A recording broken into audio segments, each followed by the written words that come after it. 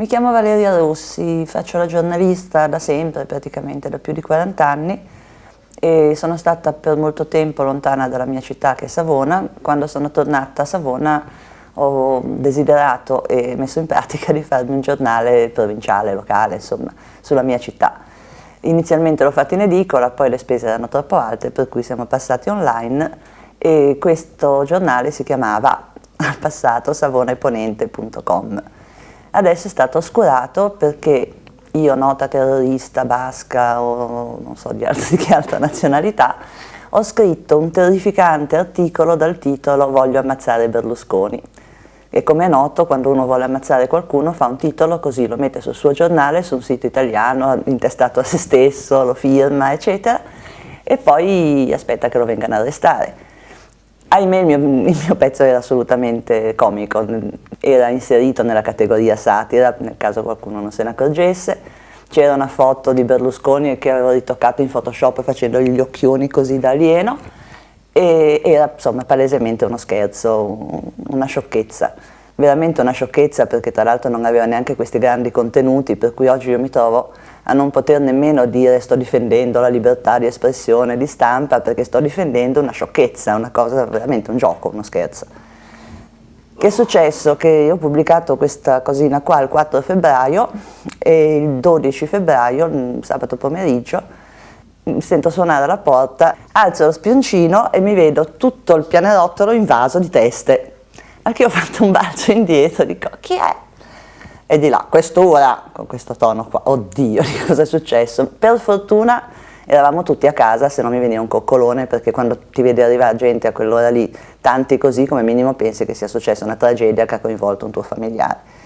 Quindi cuore in gola, apro e vedo ulteriori teste che escono dalle scale, dall'ascensore.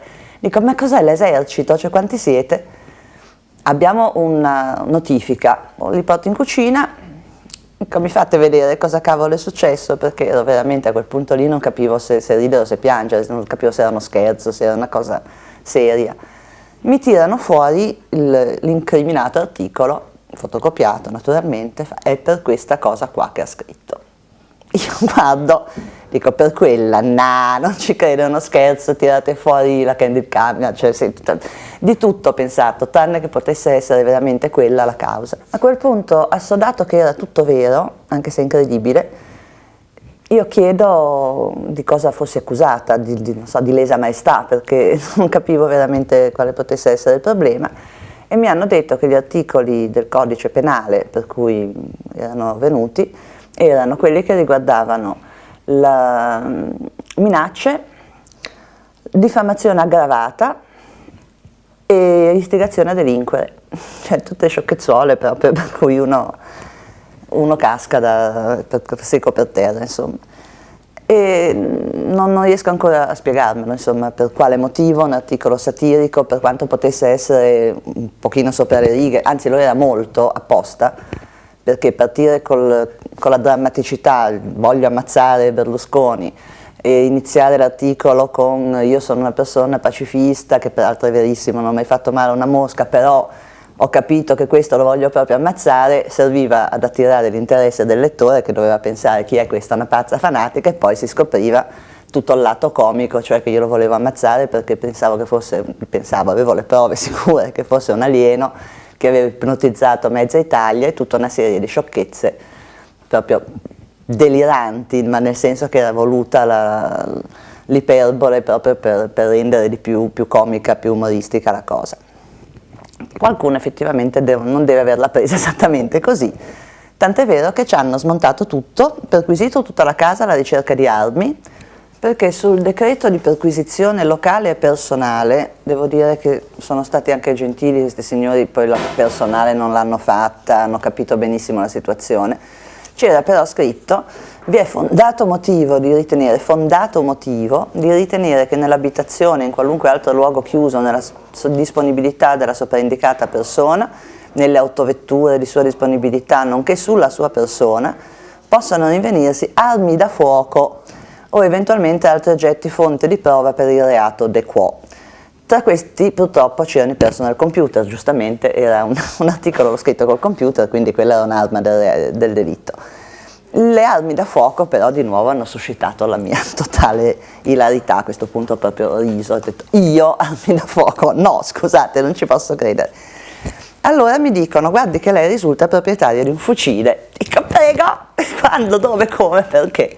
In realtà io avevo ereditato nel 1986, alla morte di mio papà avevo ereditato il suo fucile da caccia, perché quello sciagurato uomo andava a caccia. Io che sono contraria, fortissimamente contraria alla caccia ai cacciatori e ai fucili, avevo dato a disposizione di togliermelo dai piedi prima che io potessi rientrare in casa di mio padre. Quindi mio papà è morto, abbiamo fatto il funerale, 2 giorni dopo io sono andata a casa sua, il fucile era già stato ceduto. Al Digos di Savona la cosa è risultata immediatamente, ci ha messo 10 minuti per sapere nome, cognome e indirizzo della persona che aveva questo fucile, mentre a Bologna a quanto pare risultava ancora intestato a me o comunque in mio possesso. Ecco, la cosa per tutto sommato più assurda è che io mi ritrovo così, e va bene, mi sta anche bene, io ho fatto una sciocchezza probabilmente a non rendermi conto che in questo momento storico, chiamiamolo come vogliamo, dire voglio ammazzare Berlusconi può essere preso comunque come un attentato, si tratta di attentato, anche quando lo si fa in tono scherzoso. Mio figlio, che è uno sciaguratissimo programmatore che veramente non ha mai avuto nulla a che fare né con l'articolo né col mio giornale perché non ci collabora, lui fa il suo mestiere, si è visto portare via tutto il suo materiale, anche perché io avevo un computer. Tutto il resto che hanno portato via è roba di mio figlio, che aveva delle consegne urgenti da fare ai suoi clienti, che a loro volta hanno altri clienti a cui devono render conto. Una persona non indagata, neanche citata nei verbali, nei decreti, eccetera, e che proprio non aveva nulla a che fare con i fatti, è stata spogliata di tutto quello che è il suo lavoro, i suoi mezzi di sostentamento, insomma, senza contare il danno che questo gli procurerà, perché chiaramente i suoi clienti non saranno così entusiasti di questo personaggio figlio di terrorista feroce che si fa arrivare la Digos in casa e gli portano via i loro file e i loro programmi. La storia è praticamente questa.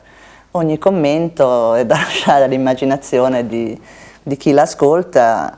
L'unica cosa che posso ancora aggiungere è che è partita immediatamente un'ANSA e poi più sul tardi anche un'AGI, credo oggi addirittura, in cui si parla di una blogger savonese, VR, che sa molto di misterioso, sono anche stati carini magari a non dire il mio nome, ma io non ho nulla da nascondere, che ha fatto questo articolo in cui addirittura dipingeva il nostro premier come un alieno, e poi hanno riportato l'incipit di questo articolo che diceva appunto io sono una persona sommamente pacifista, non ho mai fatto male a nessuno, non ho mai augurato il male a nessuno, ma adesso mi rendo conto dal profondo del cuore che voglio uccidere Berlusconi, punto. E a quel punto lì uno dice questa è una pazza.